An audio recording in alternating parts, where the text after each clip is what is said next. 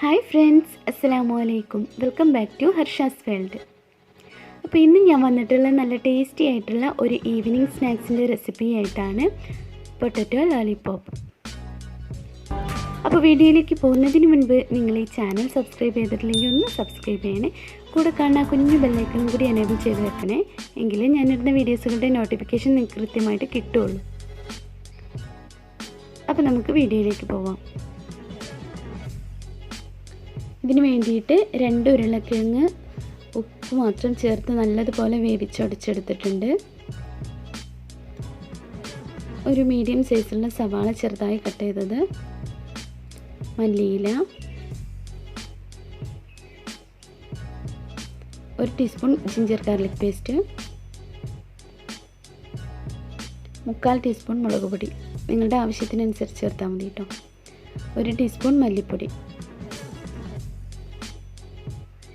1/4 teaspoon മഞ്ഞൾപ്പൊടി,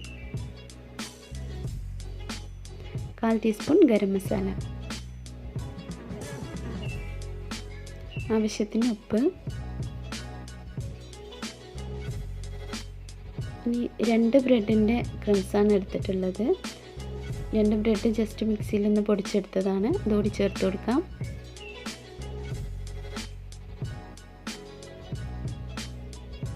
ഇനി നല്ലതുപോലെ കൈ വെച്ച് തന്നെ നന്നായിട്ടൊന്ന് കുഴച്ച് മിക്സ് ചെയ്തെടുക്കണം. ഇനി നമുക്ക് മറ്റൊരു ബൗളിലേക്ക് 2 ടീസ്പൂൺ മൈദ ഇട്ട് കൊടുക്കാം.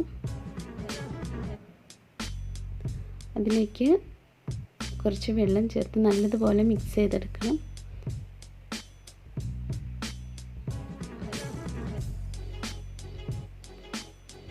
അത്യാവശ്യം ലൂസായിട്ട് തന്നെ നന്നായിട്ടൊന്ന് മിക്സ് ചെയ്ത് എടുക്കണം.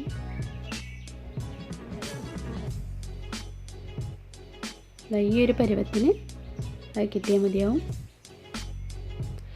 ഇനി നമ്മുടെ കയ്യിൽ കുറച്ച് ഓയിൽ അപ്ലൈ ചെയ്ത് കൊടുക്കാം.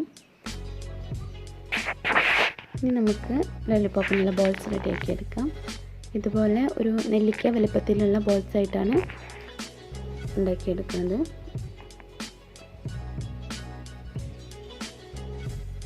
ഇങ്ങനെ മുഴുവനായിട്ടും ചെയ്തെടുക്കാം. ഇതായിപ്പോൾ ബോൾസൊക്കെ റെഡിയാക്കി എടുത്തിട്ടുണ്ട്. ഇനി നമുക്കിത് നേരത്തെ റെഡിയാക്കി വെച്ച മൈദ മാവിൽ ഒന്ന് ടിപ്പ് ചെയ്തെടുക്കണം. ബ്രെഡ് ക്രംസിലും കൂടി കവർ ചെയ്തെടുക്കണം നല്ലതുപോലെ. ഇതുപോലെ ബോൾസ് മുഴുവനായിട്ടും കവർ ചെയ്തെടുക്കണം.